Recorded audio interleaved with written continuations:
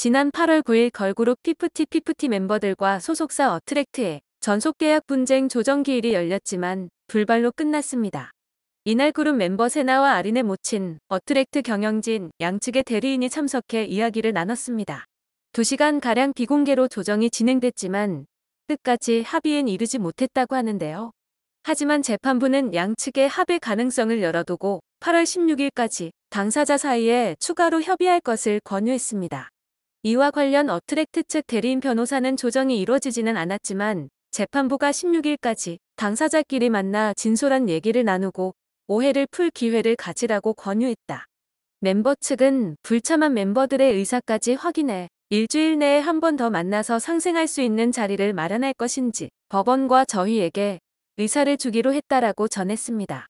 또한 복귀를 한다면 회사 측에서 전폭적인 지원을 통해 피프티를 예전의 상태로 돌릴 수 있도록 최선을 다할 것이라고 덧붙였습니다. 이후로도 인터뷰를 통해 어트랙트 측은 여전히 피프티 멤버들과 협의를 원한다는 뜻을 밝혔는데요. 관계자는 여전히 멤버들과 접촉을 못하고 있는 상황이다. 소속사의 입장은 전과 똑같다. 오해가 있다면 대화로 풀고 싶다. 멤버들과 협의를 원하고 사건이 원만하게 해결되기를 바라고 있다라고 강조했습니다. 하지만 네티즌들의 생각은 조금 다릅니다. 돌아온다고 해도 이미 부정적인 이미지가 너무 크고 오히려 소속사 측에 독이 될 거라는 것인데요. 그런가 하면 새롭게 2기 멤버들을 뽑는다 해도 이미 현 멤버들을 키우기 위해 소속사 측에서 많은 금액을 투자했고 2기 멤버를 다시 모집하여 트레이닝 시키기까지 들어가는 비용을 현재 충당하기 쉽지 않을 것이라 보는 시선도 있습니다. 연예부 기자 출신 유튜버는 현 상황에 대해 좀 더 자세히 들여다봤는데요. 유튜버는 피프티 사태가 조정 국면으로 접어들었다. 이 조정을 두고 말이 많다. 성사 가능성이 있다, 없다는 것에 대해 말이 오가고 있다. 당사자가 아니면 알기 어렵다라고 말했습니다. 이어 어트랙트가 더 기뻐스에 얼마를 썼을까에 대해 고정비와 프로젝트 진행비로 나뉜다. 인건비, 임차료 등이 포함된 고정비는 1억 3천만 원이 쓰였다. 포토나 영상 등 크리에이티브, 헤어 의상비, 안무비, 바이럴 음원 마케팅, 시술, 수술 등 관리비 등이 포함된 프로젝트비는 17억 원에 달한다라고 설명했습니다. 그는 2022년 5월부터 5개월간 쓰인 비용으로 더 기뻐스에 전달해야 할 총 비용은 23억 5천만 원이라며 그런데 해외 프레스 투어가 진행되지 못해 5억 원이 제외됐고 총 18억 5천만 원이 전달됐다라고 전했습니다. 또 전홍준 대표가 인터파크 엔터에서 받은 20억 원이 있었다.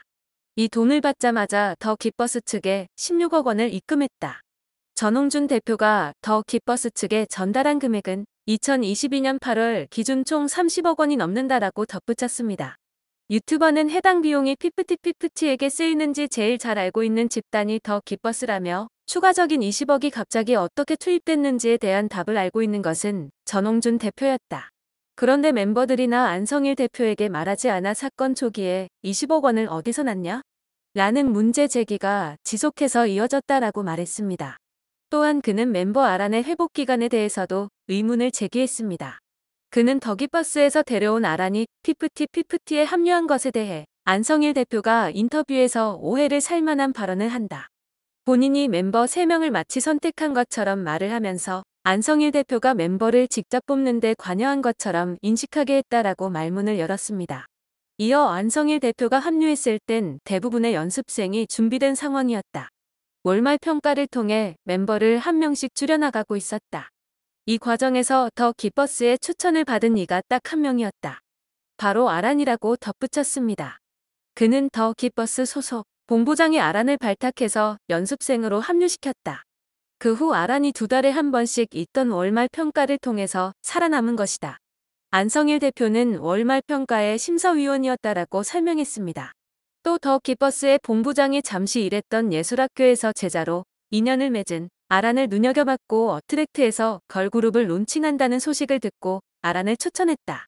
그 후 아란의 음색을 들은 전홍준 대표가 직접적으로 합류시켰다라고 덧붙였습니다. 유튜버는 아란의 병에 대해 의사소견을 확인해 봐야 하는 거 아니냐는 물음에 아란의 수술을 계기로 멤버들이 소속사를 이탈한다. 아산이 수술을 받은 것이 맞을까? 2달에 걸친 대장정이라며 당남염 수술을 받았다는 사람은 회복까지 2, 3주가 걸렸다고 한다. 아라는 2달 이상 걸렸는데 이 부분에 대해서 의문을 표하는 이들이 많다라고 말했습니다. 이어 대표 입장에선 고민이 됐을 것이다. 해외에서 큰 관심을 받고 있던 중요한 시기였기 때문. 그때 아란에게 수술을 받으라고 얘기한 사람은 전홍준 대표라며 왜냐면 향후 해외에서 더 큰 공연이 있을 때 아프면 안 되기 때문이다. 전홍준 대표는 아프다면 수술받고 완전히 나은 다음에 활동하자라고 말했다라고 설명했는데요. 또 그런데 아산이 수술받은 시점이 5월 2일이었는데 그때까지만 해도 이 시점을 기점으로 4주에서 6주 시간이 소요된다고 보고했다고 한다. 5월 22일에 수술 경과를 보고하는데 다시 한번 4주에서 6주의 시간이 더 필요하다고 했다고 한다라고 전했습니다. 그는 전홍준 대표가 의사하고 직접 소통하지 않았고 비의사가 담당했다고 한다. 멤버들이 아픈 상황이기 때문에 전홍준 대표는 믿을 수밖에 없었고 아란의 수술과 회복에 대한 과정은 굳게 믿고 있다라며 현 상황에선 멤버들을 의심할 게 아니라 비의사의 보고가 사실이 맞는지 살펴봐야 하는 게 아니냐는 생각이 든다라고 의문을 제기했습니다. 대체 언제부터 이들은 계획을 짜고 있었던 것일까요? 현재 이 모든 상황의 중심에는 더기버스 안성일 대표가 있습니다. 피프티의 소속사 어트랙트가 배후 세력으로 안성일 대표를 지목하면서입니다. 이에 어트랙트는 안성일 대표에 대해 지난 6월 업무방해, 전자기록 등 손괴, 업무상 배임 혐의로 고소했습니다. 더불어 지난 8월 7일에는 업무상 횡령, 사문서 위조 및 의조 사문서 행사 혐의로 고소장을 접수했습니다. 피프티와 어트랙트 간의 문제는 안성일 대표의 혐의로도 이어집니다.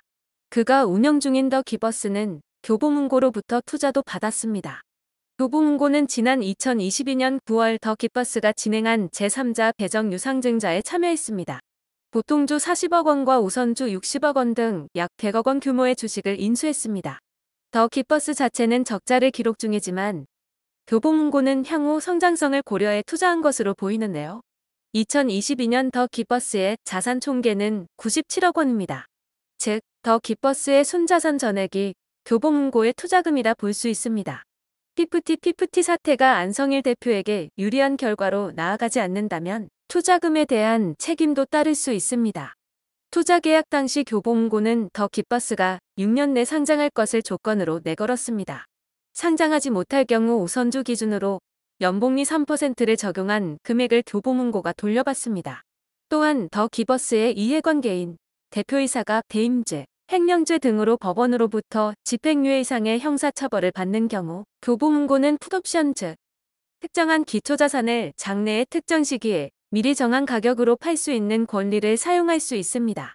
안성일 대표는 어트랙트로부터 업무상 배임, 횡령 혐의로 고소당한 상태로 더 기버스가 사업 운영이 어려워질 경우 교보문고는 투자 원금을 돌려받을 수 있다는 말입니다.